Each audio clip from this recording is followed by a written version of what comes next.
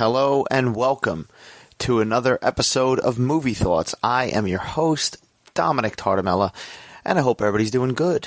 What's coming out this week? Well, first of all, the big one is Guardians of the Galaxy Volume 3, right? The third and quotation marks final chapter of the Guardians of the Galaxy trilogy. You know, we've obviously delved into their story in the other Marvel movies and where we last saw them, you know, Gamora's not Gamora, and yeah, some shit going on, right? We actually saw them in the last Thor a little bit, so we got like a glimpse of them in there, but whatever. We're not going to talk about Guardians, because you know why?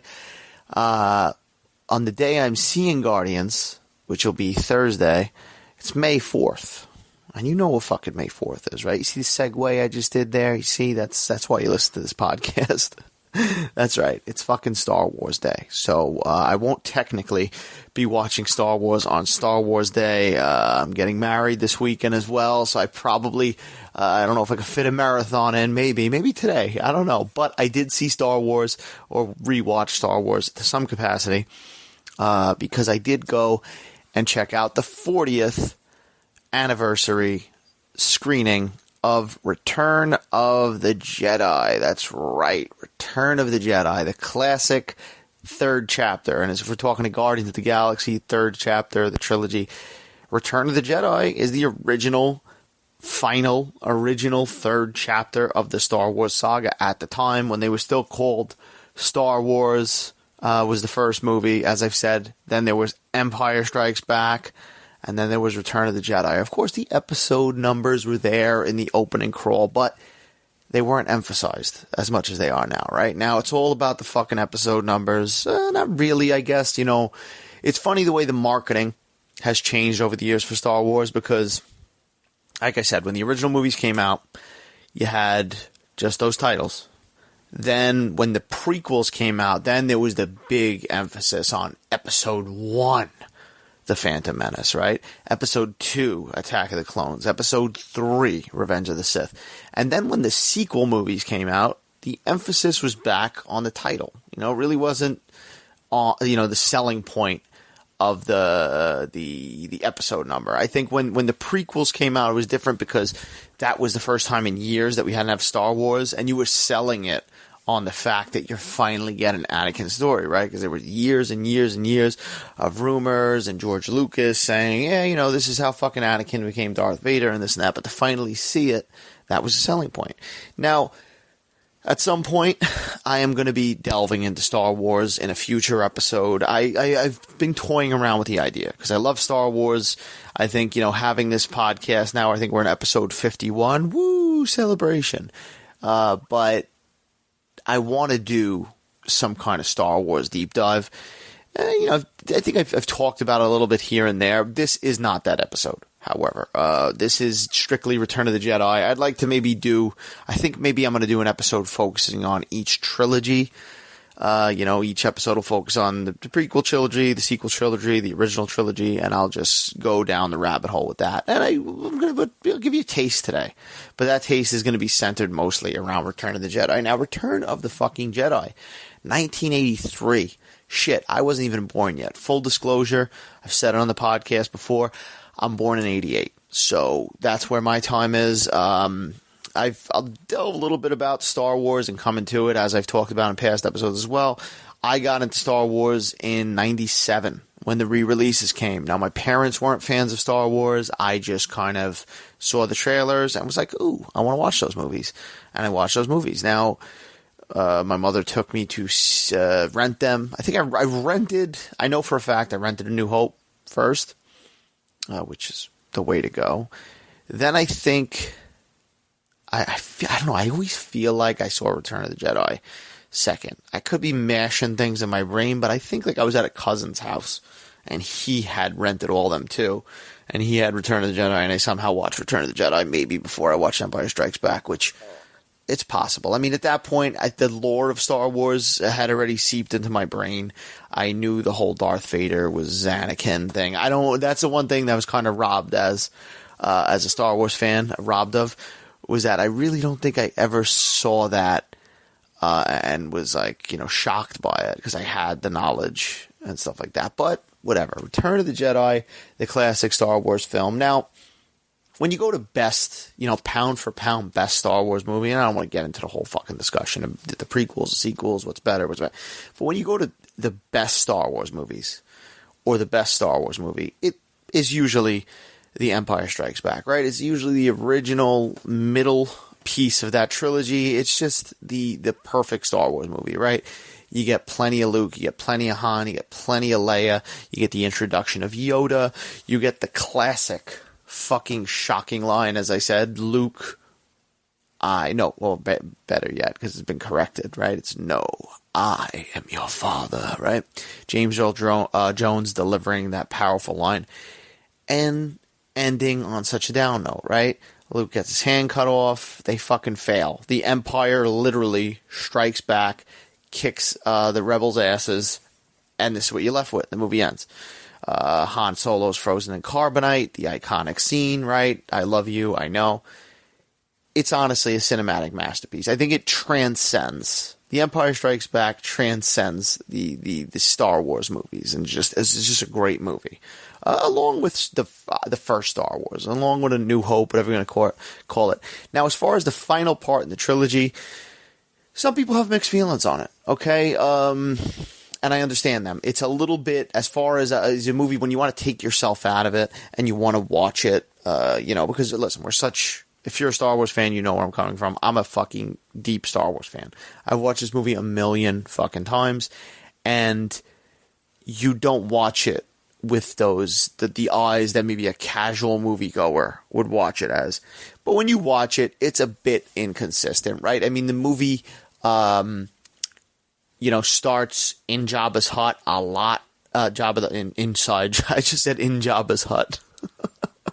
Inside the butt, the asshole of Jabba the Hutt. No, we're inside Jabba's palace is what I meant to say. And you start with that. You get reintroduced to these characters slowly but surely, from C-3PO to R2-D2. They're all coming in, and there's some kind of plan, right? Lando's there, Chewbacca's there, then a bounty hunter shows up. It's Leia. Listen, we're going into spoilers. The movie's from fucking 1983. This episode is a celebration of Return of the Jedi. But you spend a lot of time in this. And then, they have their escape. You get some, Han gets saved. He gets, melted out of the ice. Great scene. And Luke with the green fucking lightsaber, which the green lightsaber, from what I understand, was because the way that the reason they made it green was the way that the blue looked in the daytime. It's something about it not looking right. It didn't pick it up right or something like that. It was maybe too blurry, or with the daylight sun on it.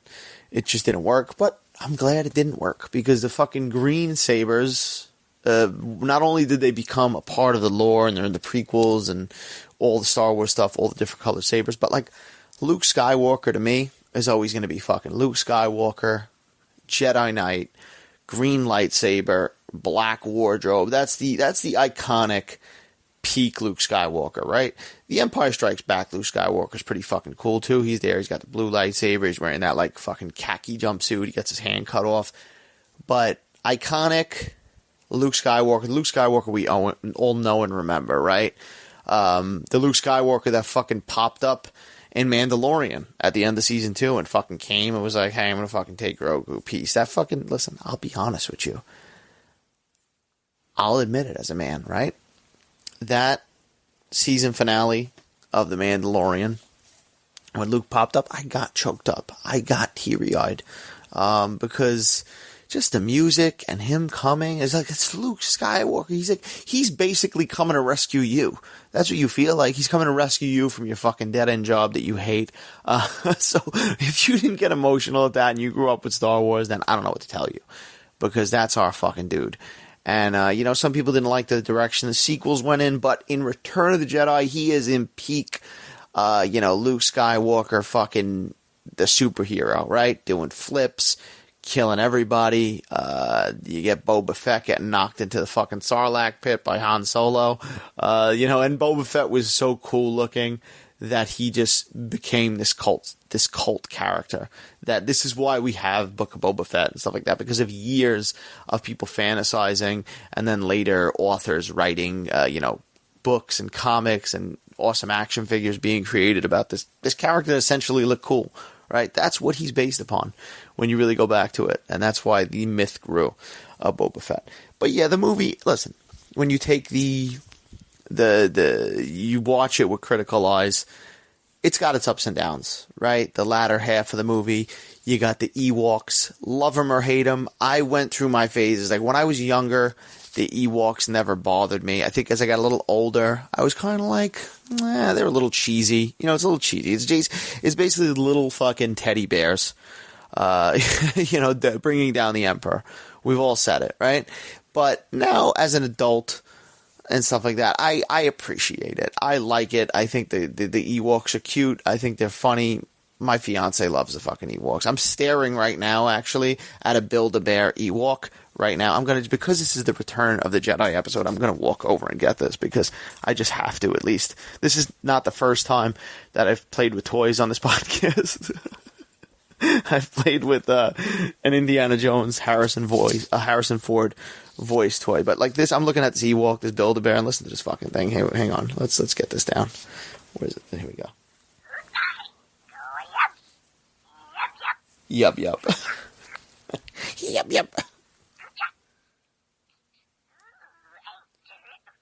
But the Ewoks, my point is, the Ewoks are fucking cute. Everybody, you gotta love them to some degree. I know, I get it. It's ridiculous. They brought down the Emperor. They're killing stormtroopers, possibly eating them, because it always makes me think of the scene that they're gonna cook Han Solo.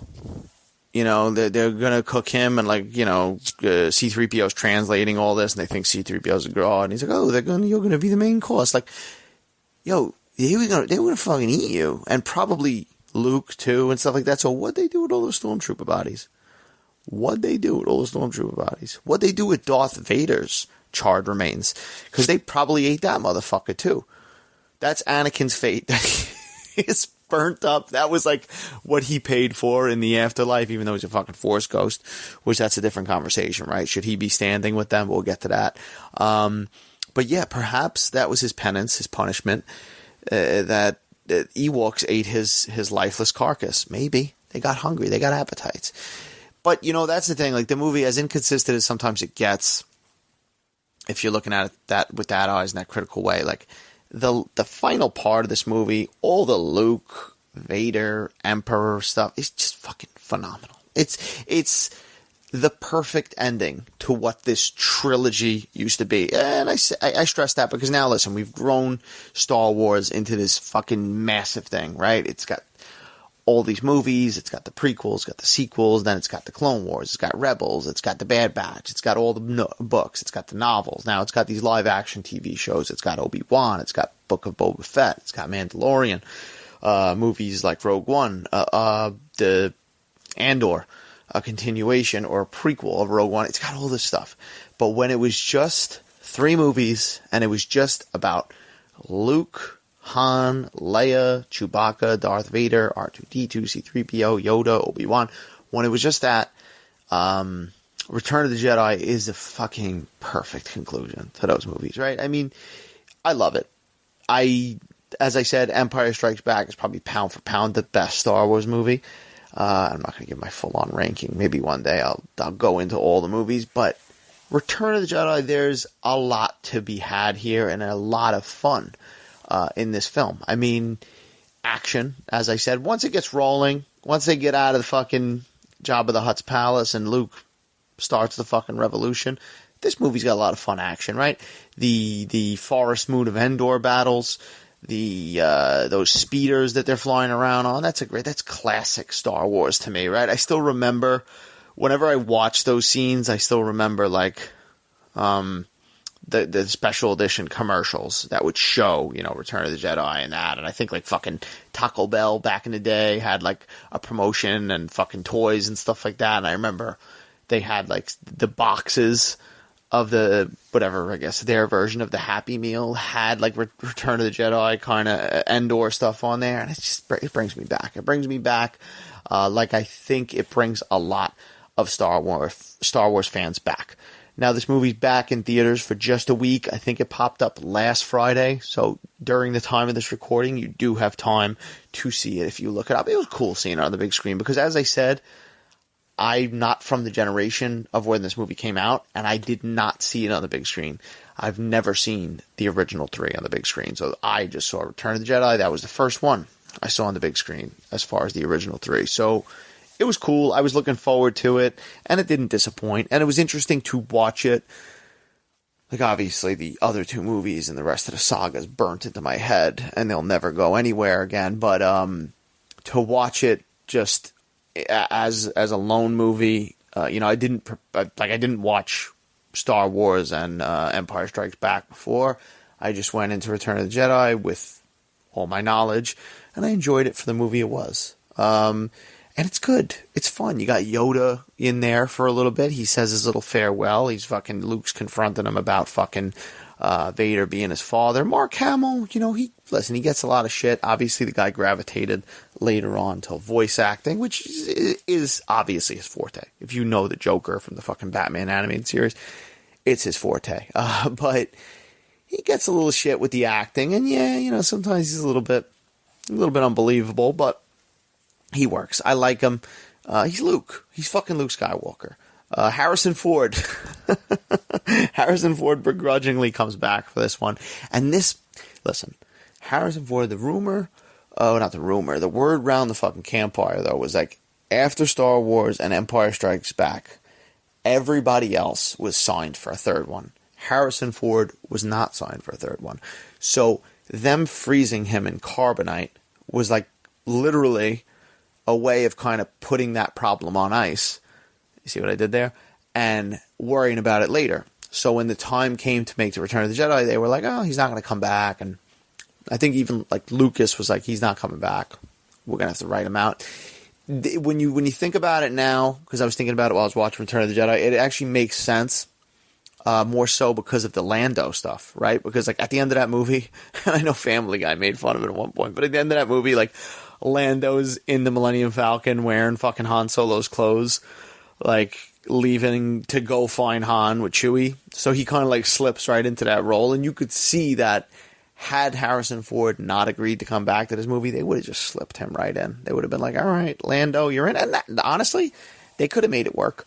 I love fucking Han Solo. I love Harrison Ford, but let's say he didn't come back in an alternate universe, and we had fucking Billy D. Williams full time and Return of the Jedi kind of filling that void. I think it would have been pretty fucking good too. We still would have fucking been missing Han Solo, but that's the funny thing about this movie. He gets melted out of the ice, and when you really watch it, Han Solo's got nothing to do in this movie. I love it, but this is Luke's story. The connection with Luke and Leia being brother and sister is revealed, but like Han is just kind of there. He's just kind of there to react to the revelation that Luke and Leia are brother and sister. That's one. Like he kind of has that look like, didn't you guys fucking kiss? Didn't you make out with this dude in the last movie? He's kind of got that look on his face when he finds out. But he's also there to react to the fucking Ewoks, which you put Harrison Ford. I can only imagine. Like, I'll say this. Harrison Ford seems like a nice guy, right? And these were kids, yeah, and, small people in a lot of these Ewok roles. So I could see him being, nice and stuff like that. But I could also see him being like grumpy Harrison Ford, like, oh, what the fuck are we doing here? How many of these little fucking things? This is what I'm getting fucking paid for. Like yelling at George Lucas, being like, well, what are we doing here, George? And also, one of the actors, a notable actor I've probably talked about, Warwick Davis, plays one of Wicket, who's I'm looking at the fucking Build-A-Bear right now, and he's known, for doing Leprechaun, the horror movie series, and he's great. He's in a bunch of other shit. He's in Willow. He was just in that Willow reboot thing that I didn't watch, but he's great. This is one of his first roles. He was like a young kid at the time, and he's probably having a ball. But yeah, fun times. Carrie Fisher doing her thing. Fun. I mean, listen, Carrie Fisher in the bikini in the beginning of the movie. I mean, who didn't have that nerd fantasy, right? I got a tattoo that I'm looking down, and it is Carrie Fisher in the slave outfit, the slave Leia outfit. I'm gonna fucking talk. I'm gonna say something, right? Because I'm not one to sit here and be like, fuck Disney. I like Disney for the most part. They've given us a lot of Star Wars. Some that I like to varying degrees and stuff like that. But I appreciate the Star Wars. I've had this conversation that, we're in a time we're getting a lot of Star Wars, and I'm appreciative of that. So I'm not going to be a complainer if I don't like certain things, which I've been vocal about. I didn't like that fucking Jack Black Lizzo appearance in Mandalorian, like a lot of other diehard fans. But one thing I definitely don't like is Disney trying to be on the safer side with terminology and this and that and talking. And like, one of the things I saw recently is Boba Fett's ship. That was called the Slave One. That's been called the Slave One for fucking forever. Now they don't really call it the Slave One anymore. They don't really call it that. If you see it in the store, it's like Boba Fett's Starship or something like that. If you see like a toy of it. And Leia in Return of the Jedi is another thing. Now, I don't know. Perhaps I'll be corrected at some point when the newly released thing. But like, I have some Leia Return of the Jedi stuff that could be taken out of context and be one of the creepiest lines in the world. But I have a fucking Star Wars toy collection. That's right. I have a problem. But a couple of toys I have are Star Wars Princess Leia toys, obviously. And I do have the Return of the Jedi, her in the bikini. I have a Pop figure, a Funko Pop. I have a Black Series, which is like a 6-inch action figure. And I have like smaller figures and stuff like that. And, the packaging, Slave Leia, Slave Leia, Slave Leia. Not only do you not see that being tossed around as much anymore, but you don't even see the Leia figures anymore, really, of her in that outfit. Now, I think it's kind of Disney, kind of doing like, we're not going to, demean a woman and put, I don't know, maybe that's it. That's the mindset that I have because I've read things about this stuff kind of not being out there anymore. She fucking kills Jabba. She strangles that fucking slug-like motherfucker in that bikini. That's empowering. That should be empowering to young ladies, right? That she fucking strangles that fat piece of shit. So what are we talking about here? Now, I hope that they come out with some newer stuff. I haven't seen any. I'm interested. There's a big, like, barge, Jabba's barge that's coming out. That's like, you could build piece by piece, like a Funko Pop thing, and like, they got Luke, they got Chewbacca, and they're slowly releasing who's on there. I think Boba Fett, Han Solo. Slave Leia should be on there. So like, let's not get her in a big winter jacket or anything like that. We got to get her in the proper attire. And it's like, don't try to that's the only thing when it comes to movies and, whoever owns them, Disney, whoever, I don't want people to try to erase the past, all right, and then try to delete that. But that's just a little rant I have. Listen, it's not like they took this movie and cut the scenes out, but it's just classic. I don't know, she's in a bikini, whatever the hell it is what it is. She's running around in this thing, whatever. It's a Star Wars fan's fantasy. You get Lando in there, as I said, though, Billy D. Williams, fun time, right? Neenub, that fucking guy with the face that looks weird. I'm not going to say what it looks like, but it looks weird, okay? You get Admiral Akbar. It's a trap! Mon Calamari himself, Admiral Akbar. But this movie holds a special place in my heart. And as I said, the final fucking showdown. The final showdown. Now, they've been tweaked. It's been tweaked a million times. Special edition from 97. Then it was tweaked on DVD releases. Then it was tweaked again on Blu-ray releases. George Lucas used to go fucking trigger happy with this shit. I mean, I understand changing it and stuff like that. He's been a little crazy over the years when he did still fully own Star Wars, and he didn't want to release the theatrical cuts ever. And I think at one point on DVD, which I have them, he released the theatrical cuts, but they were in like really shitty quality, and they weren't like anamorphic widescreen or anything. They were just really shitty. So if you get them on like VHS, or that's the other alternative, there's been cuts made by people online where they remove all the digital effects, and those look great. I gotta say, I think there's a guy named Harmy or something who did it, and he did a great job. He did like the despecialized editions, and he literally, like him and like a group of people, painstakingly removed all the additions to these special editions over the years and voice cuts and shit like that, and Han shooting first in A New Hope. Now, when it comes to Return of the Jedi, I think Return of the Jedi is the most tweaked. I'm not, like, I don't know about fact-wise, but it feels the most tweaked. One of the big things is, like, in the beginning, there's a musical number in Jabba the Hutt's palace. And as I sat there in the theater, I knew it was coming. And then when it's coming, you could feel the room, because there was some older people brought their younger kids and stuff like that, and it was like, you could tell this is, you know, the older generation. A lot of viewings of people going to see Return of the Jedi in the 40th anniversary, obviously they're going to be lifetime fans and stuff like that. You could just feel there was something deflated in the room when that fucking CGI Joe Cocker-ish alien came out. And, I mean, he's not even so bad. It's that, like, if you're a Star Wars fan, you know what the fuck I'm talking about. I don't have to explain myself. But that shit don't work. But this is the version of Star Wars we have that looks really good. And I'll get through the minute, you know, and I'll get to the rest of the movie. And, you know, it all works. Then there was some of the additions of, adding sound to Darth Vader going, no. Is it necessary? Definitely not. It is what it is. Like I said, it doesn't take me out of the movie. I mean, should it be there? Probably not. Just fucking leave it. Some things I understand. Like, he took the original actor that was under the helmet when he removed the Darth Vader helmet. I'm forgetting the guy's name, but and he removed his eyebrows because Anakin was burnt. He didn't replace him with Hayden Christensen, although in the final scene. I remember when that happened too, because now I live through all this as a Star Wars fan. I remember, you know, yet again, I came to these as a special edition, but the first ones I did watch were the VHS originals because I didn't see them in theaters, and because my mom's like, "Fuck that, I'm taking you to a video store to rent these. These are all movies," but I did see the editions over the years. I remember when Star Wars first came out on DVD and the other stuff, you know, that was when I think the Anakin, the Hayden Christensen was inserted in. And a lot of people listen. Now there's been a kind of renaissance for Hayden Christensen. People like him again. People appreciate him. They know that he got treated too harshly. He came back for the Obi-Wan show. He was great in that. And I like Hayden Christensen. Like, listen, his acting is the worst in episode 2, if anything, and a lot of it might not even be his acting. It might just be the fucking George Lucas dialogue, to be honest, because let's face it, George Lucas is not the greatest at writing dialogue. So, I don't hate him.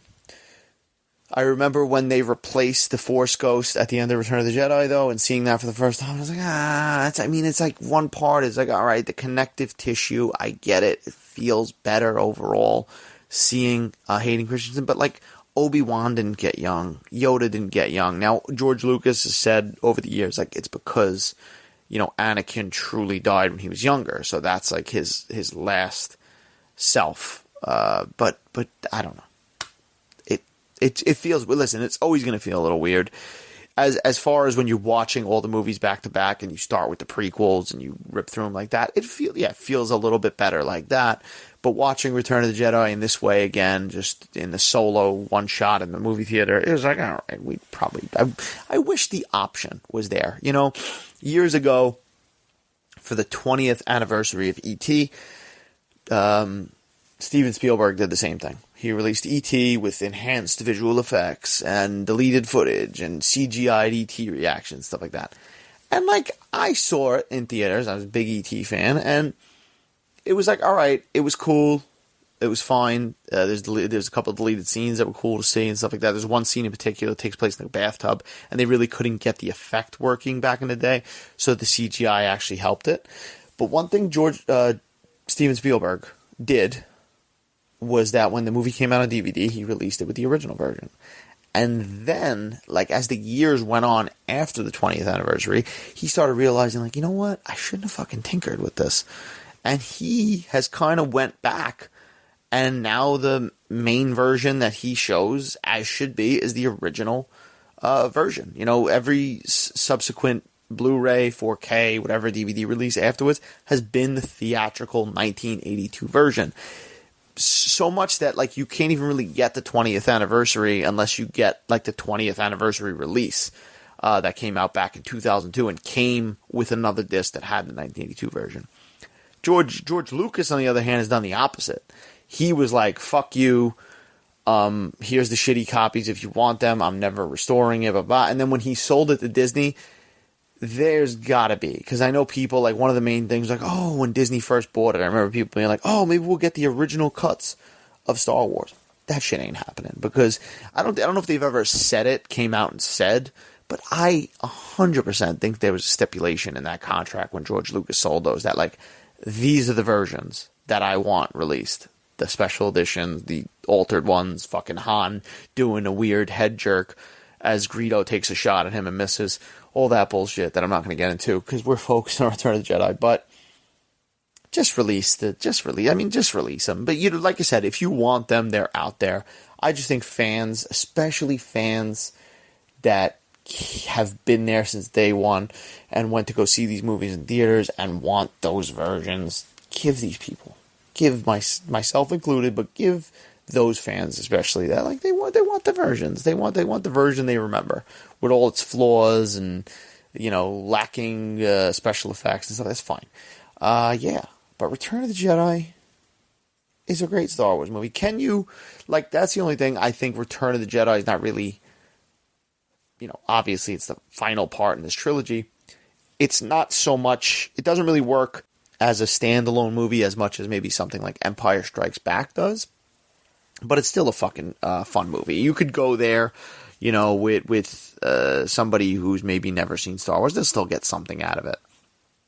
But yeah, 1 week only. So if you're going to go see that, I would highly recommend it. And the movie made, what did it make? I just saw, it made, honestly, like $5 million so far, or is expected to make $5 million, which really isn't bad. Which really, in the, like, grand scheme of things, I don't know why, like, you know, certain theaters, obviously, like an Alamo Drafthouse, they play a lot of old stuff, but, I don't know why there's not more re-releases of movies, especially these really classic, iconic ones, because you could drop, like, look at this, for instance, Return of the Jedi. They did no marketing. I think at, like, Star Wars Celebration, they announced it was going to be out for a week, right? That's it. Word of mouth. They have a beautiful new poster, which I really like, which I want to get by this guy, Matt Ferguson, who did a 40th anniversary Return of the Jedi poster. It's great. It's got Luke, it's got Vader, it's got a lot of greens and the Endor, the moon of Endor. It's great. I like it. And he did the 40th of Empire Strikes Back as well, which is a really cool poster. But they put out a cool poster, word of mouth, and this movie makes $5 million, maybe more. Like, why don't you do that with older movies? You don't have to really pump anything into them. You just take it, you fucking drop it. Especially nowadays. Listen, let's face it. I go to the big screen. I wanted to see it on the big screen, but it's on a fucking hard drive. It's not film most of the time where you're going and stuff like that, unless you go to, like, specialty theater. But it's all the same shit. When you sit in the theater and you're experiencing Star Wars on the big screen, it's great. It's great regardless. So I'm surprised that more studios don't do this. You know, they don't take a movie that's iconic. Like, just take fucking, I don't know, Rocky IV and be like, all right, Rocky IV is going to be in theaters for 2 weeks. Boom. And give it, like, this kind of wide release. I mean, it's got to cost something. I'm sure it's not free to do, but in the world of, like, you know, movies not doing great and, like, you know, you needing to do a sequel or stuff like that, re-release movies. I mean, fucking anniversaries especially, re-release them for a week, 2 weeks, whatever, a month. I'll go see them. Movie fans will go see them on the big screen if they have the opportunity. But yeah, Return of the Jedi, fun film. That was my rant and rave. Let me see something.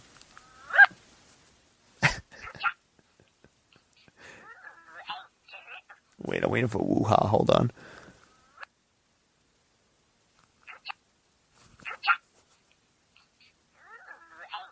He just keeps saying the same thing. I don't know if this battery's dying. I think my Ewok's battery's dying. I'm in trouble here. I gotta break the news to my fiance. But yeah, I guess I'm gonna end on that note. Guys. If this is the first time you listen to the podcast, thank you for listening. This is how it goes. Check out the other episodes. Do a little bit of everything, right? Last episode, for episode 50, I talked about Zack Snyder's Justice League trilogy.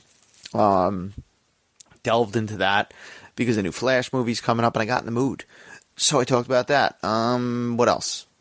I talked about the new Evil Dead a couple episodes ago. What else came out? I don't know. I see mostly everything. This week I'll be seeing Guardians, so that'll be up probably Thursday night at some point after I see that movie, and then maybe I'll slide in an episode or two, but then I'm going to be away next week, so I'm going to take a little break. But yeah, check out the other episodes. Check me out on Instagram, TikTok, and Twitter at Dom Solo Reels. Like and subscribe if you like what you hear, and have a good night.